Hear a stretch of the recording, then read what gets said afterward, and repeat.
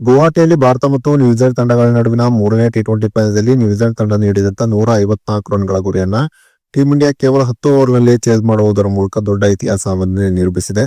ಹಾಗಾದ್ರೆ ಭಾರತ ಮತ್ತು ನ್ಯೂಜಿಲೆಂಡ್ ತಂಡಗಳ ನಡುವಿನ ಮೂರನೇ ಟಿ20 ಪಂದ್ಯದಲ್ಲಿ ಟೀಂ ಇಂಡಿಯಾದ ಅಬ್ಬರದ ಬ್ಯಾಟಿಂಗ್ ಪ್ರದರ್ಶನ ಹೇಗಿತ್ತು, ಮೂರನೇ ಟಿ20 ಪಂದ್ಯದಲ್ಲಿ ಟೀಂ ಇಂಡಿಯಾ ಯಾವೆಲ್ಲ ದಾಖಲೆಗಳನ್ನು ನಿರ್ಮಿಸಿದೆ ಎಂಬುದರ ಕಂಪ್ಲೀಟ್ ಡೀಟೇಲ್ಸ್ ಅನ್ನ ಈ ವಿಡಿಯೋದಲ್ಲಿ ನಾವು ನಿಮ್ಮ ಜೊತೆ ಶೇರ್ ಮಾಡಲಿದ್ದೇವೆ. ಈ ಸುದ್ದಿಯ ಡೀಟೇಲ್ಸ್ ಅನ್ನ ಕೊಡುವುದಕ್ಕಿಂತ ಮುಂಚೆ ನೀವು ಟೀಂ ಇಂಡಿಯಾದ ಅಭಿಮಾನಿಗಳಾಗಿದ್ದಲ್ಲಿ ವಿಡಿಯೋಕ್ಕೊಂದು ಲೈಕ್ ಮಾಡಿ. ಹಾಗೆ ಟೀಂ ಇಂಡಿಯಾ ನ್ಯೂಜಿಲೆಂಡ್ ಎದುರು ನಡೆಯುತ್ತಿರುವಂತಹ ಟಿ20 ಸರಣಿಯನ್ನ ಕ್ಲೀನ್ ಸ್ವೀಪ್ ನಲ್ಲಿ ಗೆದ್ದುಕೊಳ್ಳುತ್ತದೆ ಅಂತ ನಿಮಗೆ ಅನಿಸುತ್ತದೆಯೋ ಅಥವಾ ಇಲ್ಲವೋ ಎಂಬ ನಿಮ್ಮ ಅನಿಸಿಕೆಯನ್ನ ತಪ್ಪದೇ ಕಮೆಂಟ್ ಬಾಕ್ಸ್ ಅಲ್ಲಿ ತಿಳಿಸಿ ಕೂಡ.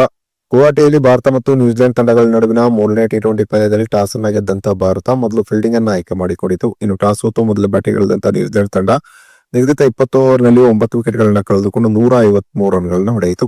ನ್ಯೂಜಿಲೆಂಡ್ ತಂಡದ ಪರವಾಗಿ ಗ್ಲೆನ್ ಫಿಲಿಪ್ಸ್ 42 ರನ್ಗಳನ್ನ ಹೊಡೆದರೆ ಮಾರ್ಕ್ ಚಪ್ಪನ್ 32 ರನ್ಗಳನ್ನ ಹೊಡೆದರು.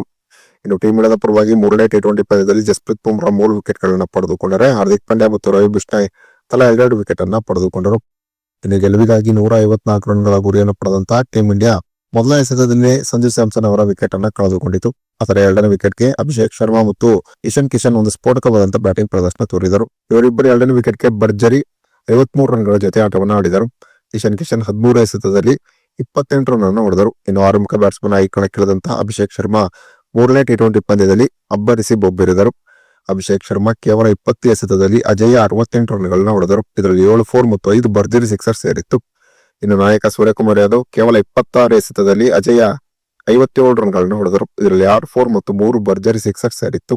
ಹೀಗೆ ಅಭಿಷೇಕ್ ಶರ್ಮಾ ಮತ್ತು ಸೂರ್ಯಕುಮಾರ್ ಯಾದವ್ ಆಡಿದಂತಹ ಒಂದು ಭರ್ಜರಿ ಬ್ಯಾಟಿಂಗ್ ಪ್ರದರ್ಶನದಿಂದಾಗಿ ಟೀಂ ಇಂಡಿಯಾ ಕೇವಲ 10 ಓವರ್ನಲ್ಲಿಯೇ ನ್ಯೂಜಿಲೆಂಡ್ ತಂಡ ನೀಡಿದಂತಹ 154 ರನ್ಗಳ ಗುರಿಯನ್ನ 2 ವಿಕೆಟ್ ಅನ್ನ ಕಳೆದುಕೊಂಡು ಚೇಸ್ ಮಾಡಿತು. ಇನ್ನು ಅಭಿಷೇಕ್ ಶರ್ಮಾ ಮೂರನೇ ಟಿ20 ಪಂದ್ಯದಲ್ಲಿ ಕೇವಲ 14 ಎಸೆತದಲ್ಲಿ ತಮ್ಮ ಅರ್ಧಶತಕವನ್ನು ಪೂರೈಸುವುದರ ಮೂಲಕ ಟೀಂ ಇಂಡಿಯಾದ ಪರವಾಗಿ ಟಿ20ಯಲ್ಲಿ ಅತಿ ವೇಗವಾಗಿ ಅರ್ಧಶತಕವನ್ನು ಸಿಡಿಸಿದ ಎರಡನೇ ಆಟಗಾರನೆಂಬ ಹಿರಿಮೆಗೆ ಅಭಿಷೇಕ್ ಶರ್ಮಾ ಪಾತ್ರರಾದರು. ಇನ್ನು ನ್ಯೂಜಿಲೆಂಡ್ ಎದುರು ನಡೆದಂತಹ ಮೂರನೇ ಟಿ20 ಪಂದ್ಯದಲ್ಲಿ ಟೀಂ ಇಂಡಿಯಾ ಗೆಲುವನ್ನು ಕಾಣುವುದರ ಮೂಲಕ 2026ರಲ್ಲಿ ಮೊದಲ ಟಿ20 ಸರಣಿಯನ್ನು ಗೆದ್ದಂತಹ ದಾಖಲೆಯನ್ನ ಟೀಂ ಇಂಡಿಯಾ ನಿರ್ಮಿಸಿತು. ನ್ಯೂಜಿಲೆಂಡ್ ಎದುರಿನ ಈ ಟಿ20 ಸರಣಿ ಮುಂಬರುವ ಟಿ20 ವರ್ಲ್ಡ್ ಕಪ್ಗೆ ಟೀಂ ಇಂಡಿಯಾಕ್ಕೆ ದೊಡ್ಡ ಮಟ್ಟದಲ್ಲಿ ಕಾನ್ಫಿಡೆನ್ಸ್ ಅನ್ನು ನೀಡಲಿದೆ ಅಂತಾನೆ ಹೇಳಬಹುದಾಗಿದೆ. ಇನ್ನು ನ್ಯೂಜಿಲೆಂಡ್ ಎದುರು ನಡೆದಂತಹ ಟಿ20 ಸರಣಿಯಲ್ಲಿ ಟೀಂ ಇಂಡಿಯಾ ತೋರಿದಂತಹ ಒಂದು ಭರ್ಜರಿ ಪ್ರದರ್ಶನದ ಬಗ್ಗೆ ನಿಮ್ಮ ಅನಿಸಿಕೆ ಅಭಿಪ್ರಾಯವನ್ನು ತಪ್ಪದೇ ಕಮೆಂಟ್ ಬಾಕ್ಸ್ ಅಲ್ಲಿ ತಿಳಿಸಿ.